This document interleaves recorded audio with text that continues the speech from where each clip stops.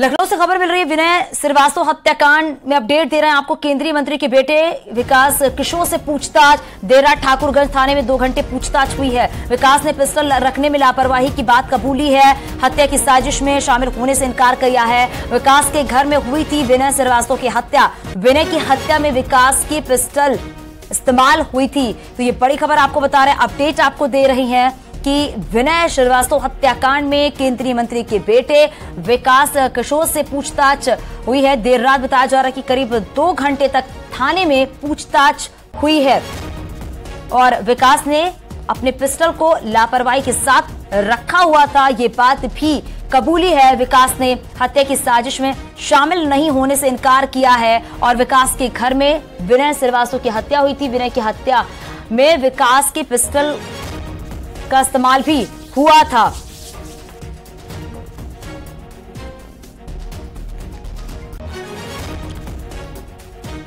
तो बड़ी खबर आपको बता रहे हैं, विनय श्रीवास्तव हत्याकांड में अपडेट आपको दे रहे हैं, क्योंकि बताया जा रहा था कि केंद्रीय मंत्री के बेटे विकास किशोर को लेकर बार बार सवाल उठ रहे थे, क्योंकि जो पिस्टल का इस्तेमाल किया गया था वो पिस्टल विकास की पिस्टल बताई जा रही थी। हालांकि विकास ने इस बात को भी कबूला है कि बड़ी लापरवाही के साथ वो पिस्टल रखी गई थी, जिस पिस्टल से विनय श्रीवास्तव की हत्या हुई थी। हालांकि देर रात बताया जा रहा है कि विकास किशोर से भी पूछताछ की गई है। थाने में बुलाकर 2 घंटे ये पूरी पूछताछ हुई है।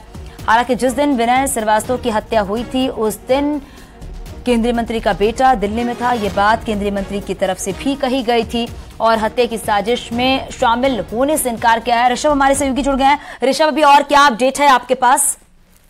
देखिए, आर्म्स एक्ट के तहत पहले ही विकास किशोर पर एक मुकदमा दर्ज हो चुका है कि वो लाइसेंसी असलहे के दुरुपयोग और उसको रखने में लापरवाही का मामला विकास किशोर के खिलाफ दर्ज हो चुका है।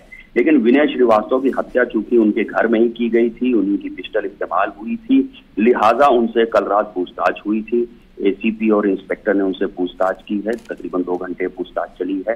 हालांकि जो सोर्सेस बता रहे हैं उसके मुताबिक विकास किशोर ने हत्या की साजिश में शामिल होने से इनकार या किसी भी जानकारी होने से कोई भी जानकारी होने से इनकार किया, माफी दे।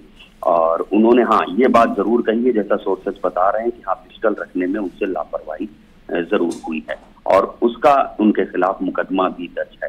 लेकिन एक बात और सामने आ रही है, विनय श्रीवास्तव का परिवार आज प्रेस कॉन्फ्रेंस कर सकता है और हो सकता है कोई ऐसी नई जानकारी दे जो हत्या के इस मामले को किसी दूसरी तरफ भी ले जा सकता है। शुक्रिया इस जानकारी के लिए। खबर गाजियाबाद के इंडस्ट्रियल इलाके से है, जहां पर एक फैक्ट्री में आग लगने की घटना सामने आई है। इसमें लाखों का माल जलकर खाक हो गया है। गनीमत इस बात की रही कि हादसे में कोई जानहानि नहीं हुई है। मौके पर पहुंची फायर ब्रिगेड की टीम ने आग पर काबू पाया। तस्वीरें भी आप उस वक्त की देख रहे हैं जब आग लगी। दमकल कर्मियों ने जैसे तैसे करके आग पर काबू पाया है। हालांकि इस पूरे हादसे में कोई जनहानि नहीं हुई है और जब फैक्ट्री में आग लगी उस वक्त की ये तस्वीर है।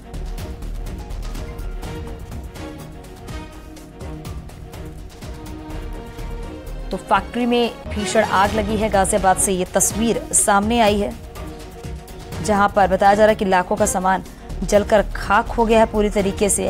हालांकि जनहानि की किसी तरह की कोई खबर सामने नहीं आई है कि किसी तरह की कोई जनहानि हुई हो और जैसे तैसे करके आग पर काबू पाया गया।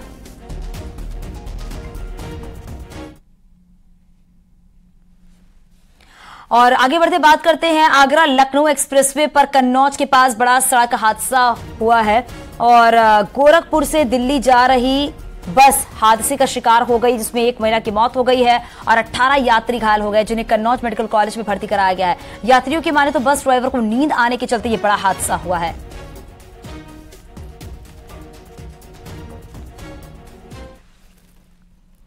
खबर फर्रुखाबाद की फतेहगढ़ से है, जहां पर पुलिस और बदमाशों के बीच मुठभेड़ हुई है। मुठभेड़ के दौरान 25,000 का इनामी बदमाश लला राजपूत को पुलिस ने गिरफ्तार कर लिया। आपको बता दें, बदमाश पूर्व सैनिक के घर में चोरी की वारदात को अंजाम दिया था और करीब 10 दिनों से फरार चल रहा था।